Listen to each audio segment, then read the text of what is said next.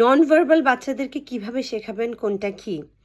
So non verbal বাচ্চাদেরকে আপনি যেহেতু কথা বলাতে পারছেন না আনফর্চুনেটলি, তাহলে ওদেরকে আপনি যেভাবে শেখাতে পারেন এটাকে আমরা বলি levelling. So how do you they level? So they level something. So ধরেন এটা আমার চশমা, এটা আমার কলম পেন্সিল। সো এই দুটো জিনিস আমি টেবিলে রাখবো। সো সাপোজ ধরেন আমি টেবিলে রেখেছি বাট আমি হাতে রাখছি। ওকে আমি শেখাবো এটা চশমা, চশমা, চশমা। ঠিক আছে, ধরেন ওর মাথায় চলে আসলো যে এটা চশমা, তারপর আমি টেবিলে চশমা রাখবো আর একটা ডিস্ট্রাক্টর হিসেবে পেন রাখবো, রেখে বলবো যে আমাকে চশমা দাও বা চশমা। সো ও জিনিসটা টাচ করতে হবে, ও যদি না পারে আপনি ওর হাত ধরে টাচ করিয়ে দিবেন। এইভাবে আপনি ওকে প্রত্যেকটা আইটেম শেখাবেন, একটা চশমা, একটা কলম, একটা হেয়ার ব্যান্ড। এইভাবে নিশ্চয় হেয়ার ব্যান্ড না, যে জিনিসটা ওর লাইফে দরকারি সেই জিনিসটা আপনি ওকে ধরে ধরে শেখাবেন। শেখানোর সাথে সাথে মাঝে মাঝে আরেকটা আইটেম যেটা সে চেনে না সেটা দিয়ে চেষ্টা করবেন যে বোঝার, যে সে জিনিসটা বুঝতে পারলো কিনা যে এটাই পেন। ধরেন আপনার ছেলে শিখে গেল এটা পেন, তাহলে একদিন হেয়ার ব্যান্ডে আর পেন দুটো দিয়ে বলবে যে টাচ পেন, পেনটা ধরো। তাহলে সে যদি পেনটা ধরতে পারলো তাহলে আপনার বাচ্চা বুঝে গেল যে এটা পেন। নন ভার্বাল বাচ্চার জন্য আমরা যেভাবে শেখাই সেটা হলো যে definitely one is sign language.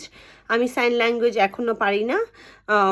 ইউকেতে সাইন ল্যাঙ্গুয়েজ ইউকে স্কুলগুলোতে শেখায়, বাট যেহেতু আমি এবিএ থেরাপি চর্চা করি, এবিএ থেরাপিতে সাইন ল্যাঙ্গুয়েজ অ্যাকচুয়ালি খুব একটা শেখানো হয় না।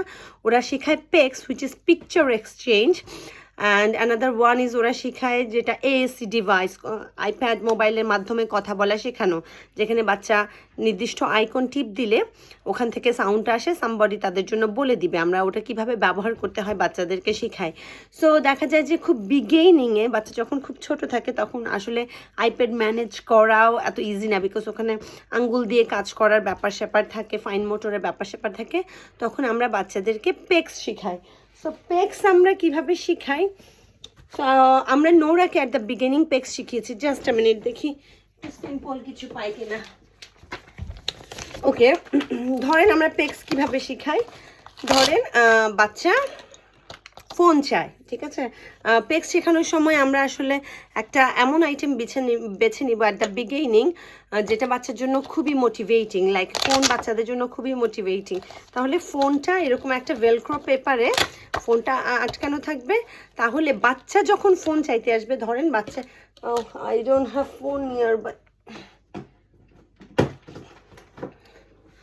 সো বাচ্চা যখন ফোন চাইতে আসবে আপনার কাছে, আপনি ফোনটা দেওয়ার আগে ওকে শেখাবেন যে এই ছবিটা তুলে আপনার হাতে দিতে হবে। আমি আপনাদেরকে এভাবে শেখানোটা আসলে খুবই ডিফিকাল্ট, আমার আসলে ফোন সেট আপ ভালো না, সেজন্য আমি শেখাতে পারি না প্রপারলি।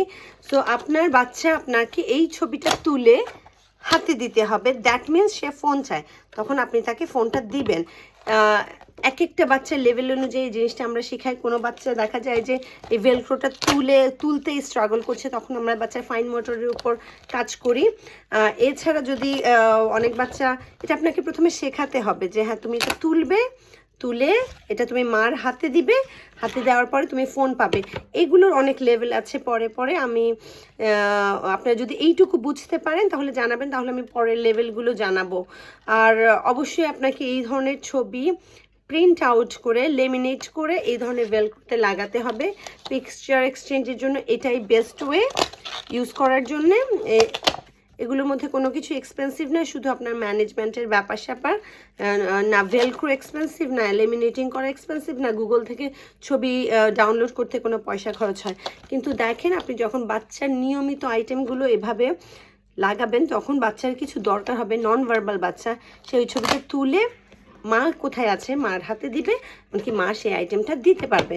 এভাবে আপনি বাচ্চাকে পিকচার কমিউনিকেশন শিখাবেন। এমনকি স্লোলি এইভাবে যদি সে শিখতে পারে, পরবর্তীতে সে আইপ্যাড দিয়ে কথা বলাও শিখে যাবে।